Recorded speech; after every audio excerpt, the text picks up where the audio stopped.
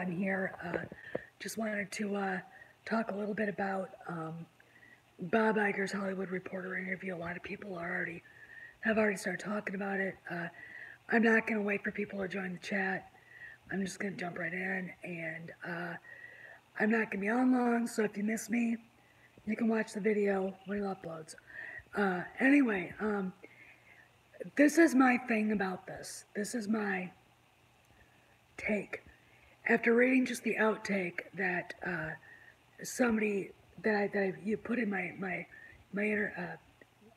video previously to this about what Iger was saying, something stood out at me, and I'm going to explain what.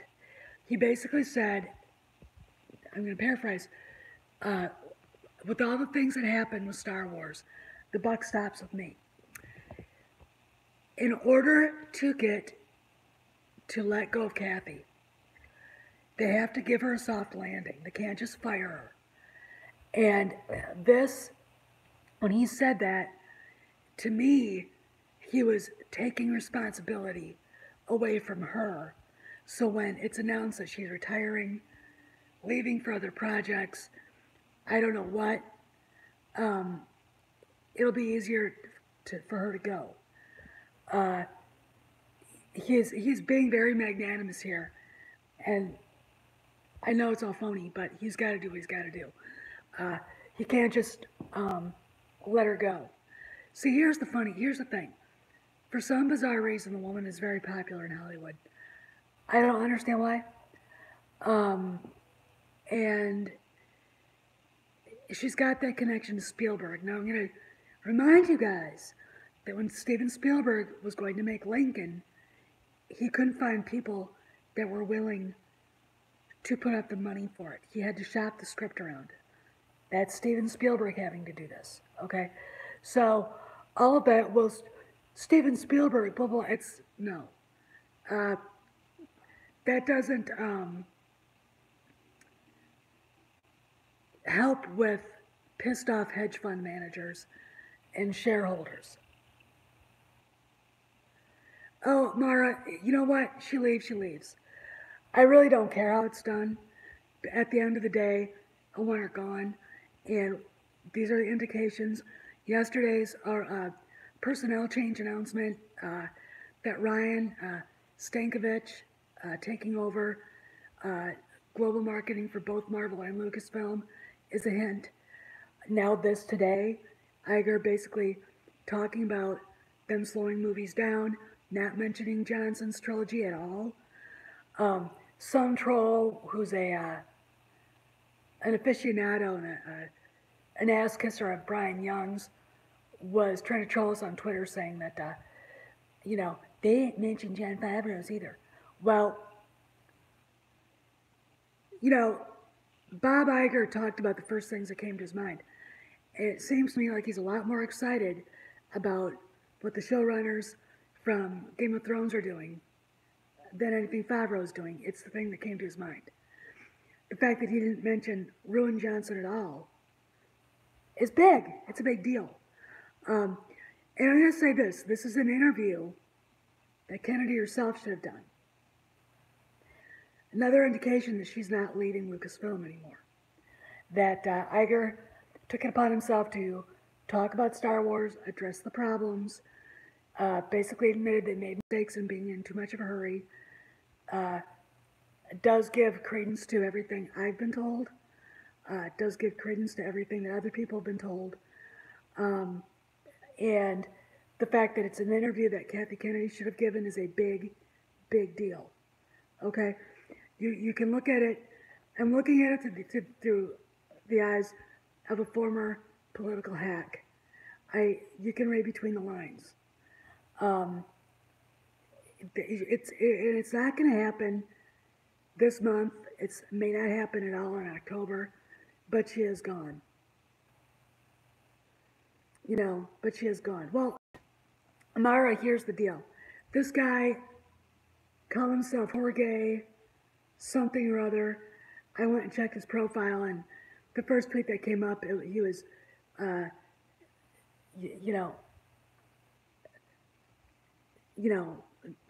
sucking on Brian Young's you know what is disgusting. Oh, all that shit. And I'm like, okay, I know where you're from. I know who you are. You're out there trying to protect your own. A lot of those trolls we're now getting are basically the same people with different accounts. There are a lot of people that are terrified. I guarantee you that some of them are from MakingStarWars.net and Steel Saunders and maybe even Hello Greedo and a couple other shill sites because they used their connections through Ryan Johnson, Pablo Hidalgo, and others to boost their money. I mean, they made money on their connection with Lucasfilm, and they're not professional PR people. They're fan sites. I've seen it happen before. I'll give you a story. If any of you guys remember the actor Ioan Gruffudd, he was in Titanic and a couple other things. Fairly well-known actor. He, oh God, had a big fan site, a website, and there's a woman, your typical lonely cat lady, who was completely in over her head over him, running the fan site, and he was very grateful for it, as a lot of young actors are when they run into people that really, quote unquote, care about their careers. Well, anyway, he got engaged to a very lovely woman, and the woman who ran the fan site lost her shit. And he was basically saying really bad things about his fiance, etc., and he had to cut ties with this woman. And basically, so I've seen it happen. Hey guys, if you're watching, please hit the like button, okay? Anyway, that's just a public service announcement. Hey David, anyway, so I've seen celebrities and film industry entities get into trouble. Hey Mazaris, stepping in and getting connected with these non-professional fan sites like Steel Saunders, MakingStarWars.net, which is absolutely not official at all.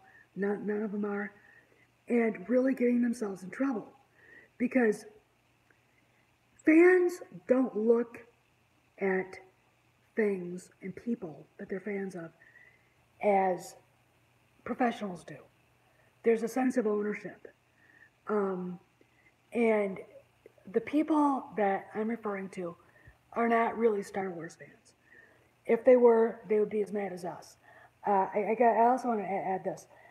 I noticed something on a few, I would say at least one now former employee's Twitter account, basically attacking the reasons for the Clone Wars to start. Something about trade and trade routes and something like that. Basically, it was an attack on George Lucas. This guy worked with George Lucas. He was brought in by George Lucas. He was an extra in Revenge of the Sith, Revenge of the Sith.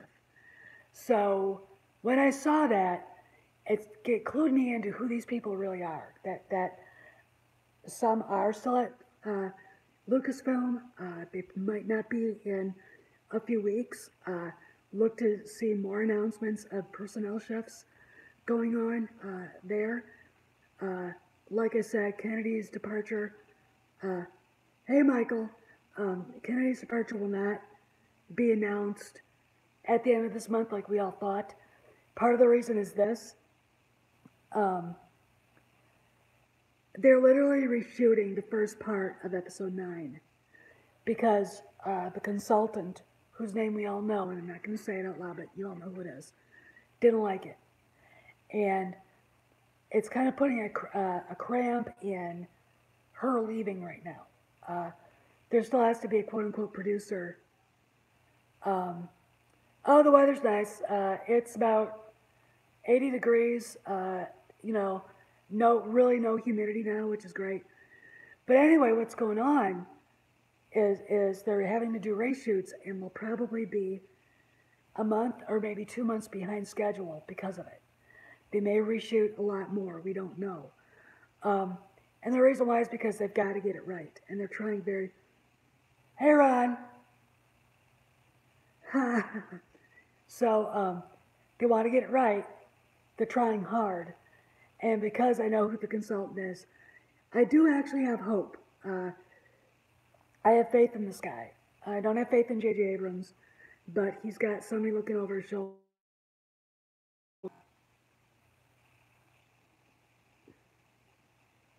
Oh, I know, Dan. I know.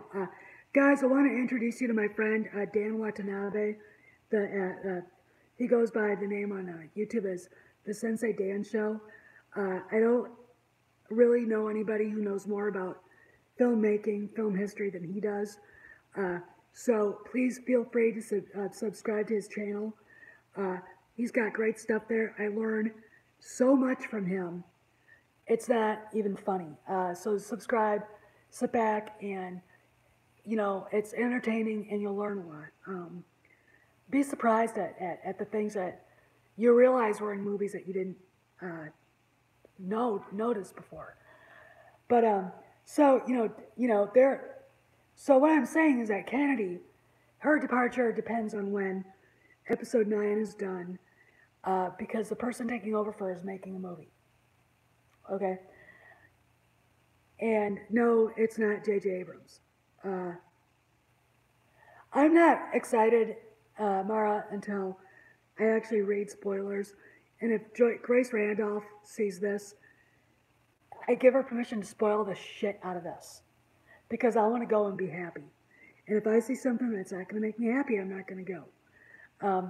I really don't care if it's boring as long as we get what we wanted, which is no Raylo, fix Han and Luke's backstory, fix Leia's backstory. No, she's not. She's listed as, she's not connected creatively, but they are have her as a producer. They do need her to write science checks and stuff, but basically she's watching the paint dry on her successor's office. I mean, that's what she's doing, and playing paper football. So,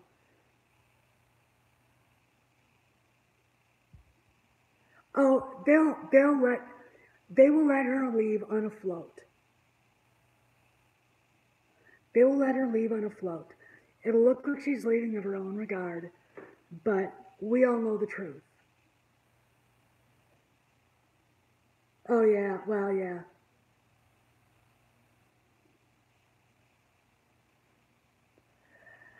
I actually think part of the reason why a lot of this stuff is happening, this is my speculation, is because when Iger leaves, because he is, I still think, running for president. What a dumbass. I honestly think that we're going to see a Murdoch running Disney. And if it is, these changes would happen regardless, because if you notice, Rupert has not really changed Fox News that much. There are a lot of people who are way to the right, they're upset.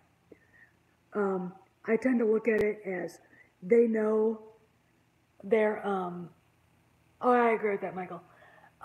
They know their audience. The Murdochs know the audience for Star Wars. They know that the audience is pissed. And I would suspect that Lachlan Murdoch or old Rupert himself will make sure, if the changes aren't done now, that they will be changed when they get there. And I think Iger knows that.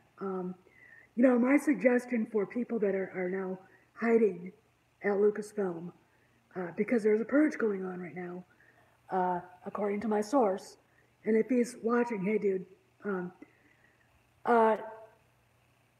I would tell them, get your resumes ready and just go look for a new job. We did that on Capitol Hill. I did that when I first got to DC.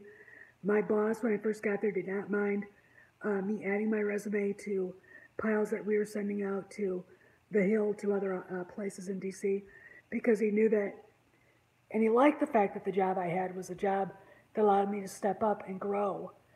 And I got the job I got on Capitol Hill with the majority leader, uh, Congressman Army, because I saw the job come over the internet, and I put my name in there, and they interviewed me. Uh, and I had met Army before, you know, which is a story in of itself. I was really scared. Uh, I get really anxiety. I get a lot of anxiety when I meet. Um,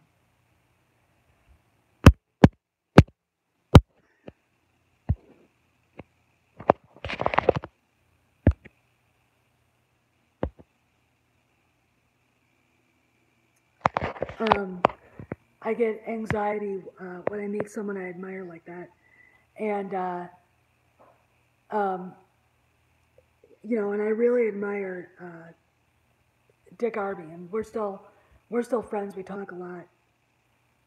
Oh, he didn't mention it. Here's the deal: we had a sleazy troll who's one of uh, RJ's true believers, um, and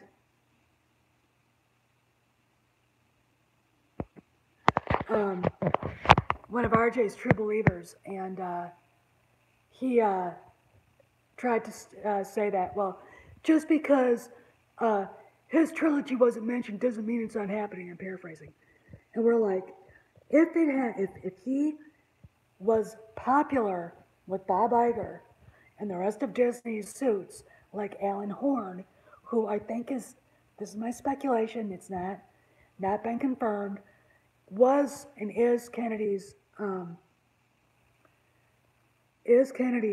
immediate, um, no, it was somebody else, Michael, was Kennedy's and is Kennedy's immediate superior. Uh, if RJ was that popular, they would have, I mean, it would have come to Iger's mind to say it. The shakeup is happening, Jeff. Hopefully tonight, me and Craig and DJD and maybe Mad Talk if you're available will be on reviews for you, the Rebel Alliance tonight. And I want to add this. Um, Maybe Monday, we're all going to be at.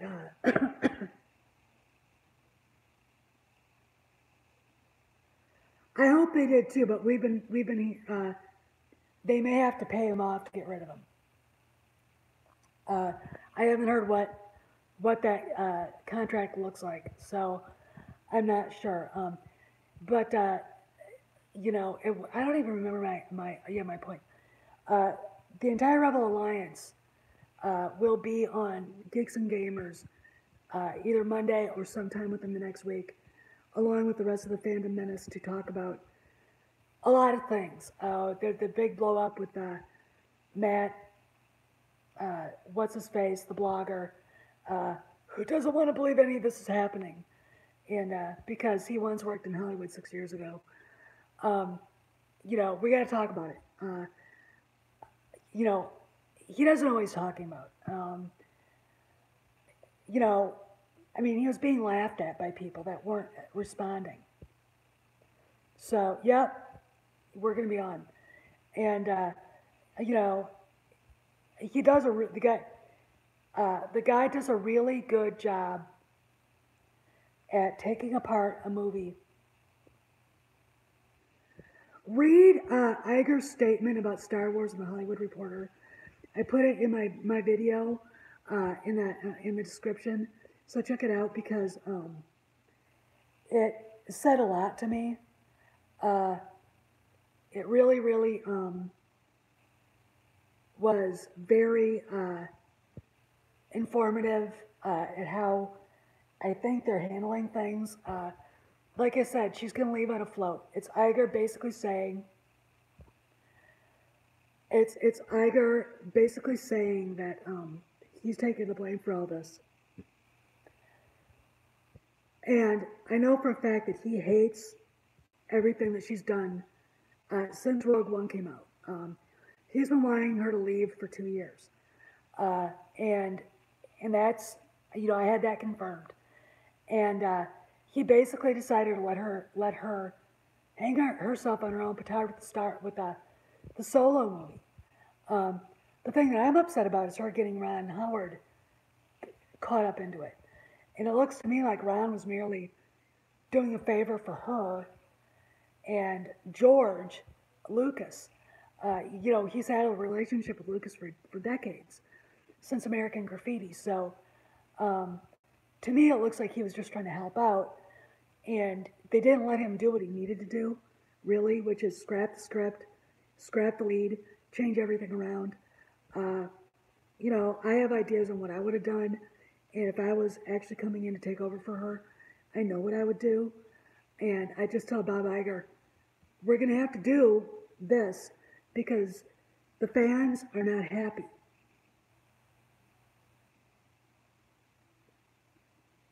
Darth Draguris, oh God, I think I think I would too. I would actually give him a different script, solo script to work with, one that incorporates a lot of the EU backstory, like the fighter pilot angle and how he really met Chewie. Because I think the worst part of the movie, besides showing what's her face being overpowered, that stupid frickin' droid, and John Kasdan opening his wide open, ignorant yap and talking about Pando Lando, which is another 100 million they lost because he couldn't keep his mouth shut. Um, if you gave him a script that incorporated the best parts of Han's EU origin story, uh, and why he ended up a smuggler, not that he was heading that way anyway, but giving us an idea of him having this career that he sacrificed because he couldn't kill a Wookiee. And we get the backstory of how he understood what Chewie was saying to him, and that he basically got court-martialed and kicked out of the Imperial Navy after a very stellar start to his career in the Navy because he did the right thing. And then you could introduce Beckett, how he learned the smuggler's trade, how he got the Falcon from Lando, their friendship, and why Lando was pissed off at him. Because again, we don't know why Lando was mad, but when you open up the origin story, we know, and it's basically a big screw you to Han, the rest of the smugglers, ultimately by the Rebel Alliance. It's a very intriguing thing that they could have worked on as to why he was really jaded, cynical, and why he didn't trust anybody. But we get this. No, David, it could be fixed. No, I haven't seen any of the deleted scenes. I don't want to. I can't. I can't stand looking at Alden Ehrenreich. I even said this to Ron Howard in a tweet. If Dustin Hoffman had been cast as Han Solo back in 75, 76, Alden Ehrenreich would have been just fine. In fact, he'd have been a step up. But he wasn't. And the fact is, George Lucas would not have let him get past headshot in resume. Because in the room, waiting to be auditioned and talked to, were Burt Reynolds, Kurt Russell, Christopher Walken, and the guy who's doing all Han's parts with the other actors, a guy named Harrison Ford. Okay, where do you think little Alden would have ended up there? Hey, Laura.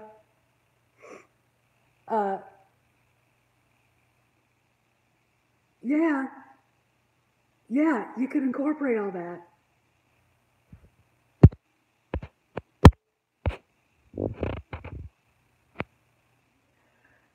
I think that if they're smart and they want to do it the right way, that it would be wise for them to decanonize the Solo movie. Just get rid of the sequel trilogy completely. Um, you could take the Game of Thrones. I think they're doing the Knights of the Old Republic and turn those into feature films, and then take the sequels to the streaming service, and then do something really, really good with the sequel trilogy in animation, and not the animation they used for Clone Wars, well, it's good. I really don't think that the characters look like the way they're supposed to. Um, do more of a classic, gritty, realistic animation, and then animate the Truce of Bakura, animate uh, my favorite, Tatooine Ghost, uh, and make them so kids can watch it, but there are adult themes. So we who have watched the movies, grew up with these characters, can see them in grown up situations, okay? Uh, watch people grow and change again in wisdom, maturity, as children are born, as new loves are found, Mara Jade, and all the rest of this.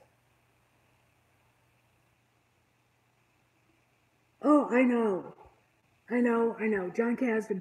See, I knew this a long time ago, and I did a video on it because I was incensed.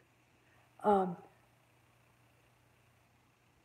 I really, oh, thank you, Michael. I am incensed by this, uh, by what they did to Ingruber. I will never forgive uh, the producers, Kathleen Kennedy, for allowing Steven Spielberg to dictate who was going to be in this movie and take that lead. But again, it's not just Aaron Reich; it's the horrible script. I mean, like I said, the way Han meets Chewie alone is it's illogical and what the fuck. Okay, I'm gonna drop an F bomb right there. I literally can't look at it without think about it, without being sick to my stomach because in the EU it was logical how Han understood Shrewook, but he couldn't speak it because humans can't make those sounds. He is, but I want you guys to go back. Last year before Blade Runner 2049 came out, Harrison Ford did a really good interview and photo shoot with GQ, and the pictures are awesome. Uh, and wearing his own clothes that he's collected for decades, and they he just stands the test of time, this man. And while they were talking at the place that he lives in Brentwood, um, he he got the script for Indiana Jones 5. So go read it. The script had been written. I don't know what Kasdan's going to do with it, unless it's just rewriting stuff. But you can bet if something isn't up to par, that oh no, he does want to do it. Harry does want to make Indiana Jones 5. He's actually kind of excited about it. Hey James, I don't really blame him for it. I mean, it's the last time he gets to put on the fedora.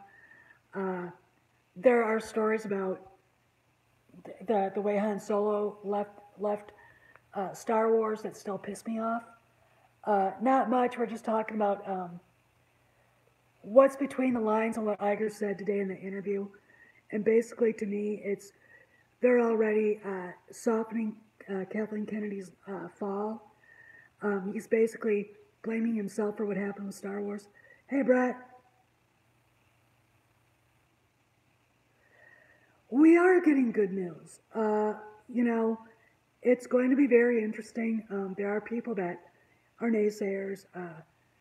That I can't think of the blogger's name. I got into huge Twitter fight with him. In fact, it went on for a good 500 tweets. It went viral with a bunch of other people. Ethan Van Sciver basically jumped in and kind of slapped him around too. But excuse me, I needed a sip of soda. We're gonna have a powwow with him and others on Geeks and Gamers next week, maybe Monday, with Jeremy, and just talk about where we stand right now. It's very important to get it out there. See, here's my thing: is this guy did some really good work on tearing apart The Last Jedi. But I don't necessarily trust him. Matt Kaddish, yeah. And the reason why I don't trust him is simply he was fishing for intel, asking people questions he knew they weren't going to,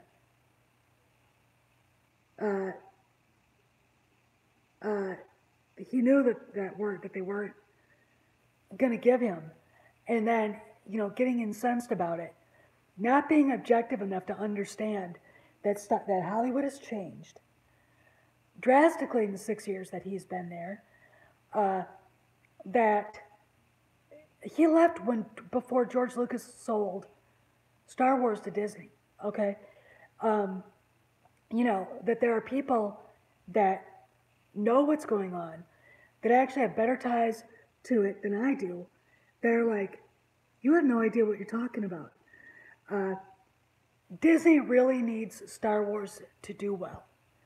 And it's not that they can't deal with Star Wars not doing well, but the shareholders need to see that it's doing well, because ultimately, shareholders are who matter. And that's what's going on. That's why Iger is quote unquote, hey man, that Iger is finally taking the blame for a lot of this stuff. But really, he allowed Kennedy to do it. But he is not going to say it's her fault, because, the way Hollywood is right now with the stupid Me Too shit, it makes no sense to me. I've been hired and fired a lot. It didn't matter if I'm a man or a woman. If you don't do your job, you get canned. And I don't see her being any different than anybody else. But because it's Hollywood, and because for some ungodly reason that God is going to have to explain to me someday, she is very, very, very popular there. And it's your typical, second wave feminist, riding on her husband's coattails, not really doing a damn thing, but taking responsibility for everything good that happened. You guys have no idea how many women who are lefties, feminists, do that. Okay? They're the biggest phonies I've ever met, I've ever run into, I've ever met. And she is literally the phoniest of all of them. But they can't get rid of her unless they soften the blow. Okay? And that's what Iger is doing right now. I'm going to bring up somebody who taught me a lot about how things are done in the news. Andrew Breitbart. Now, I know a lot of people listening, watching aren't fans. Andrew taught me and a lot of other people a lot about how information's put out there. Drip, drip, drip. Yesterday, we got news of a new marketing SVP, global marketing for Lucasfilm. Today, Iger comes out, a Hollywood Reporter, basically blaming himself and saying the buck stops here. Okay, expect more news to come out slowly but surely. Oh, they're going to let her go out on a float. She'll be pole dancing out the door. I don't care. As long as she's gone, she takes Carrie Hart with her, and Carrie Hart is leaving too.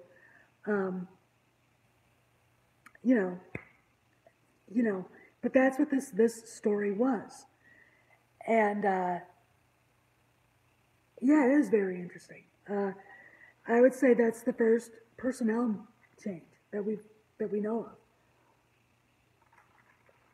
Another interesting thing that no one talks about is with the week that episode 9 started filming, before Lucas went to England,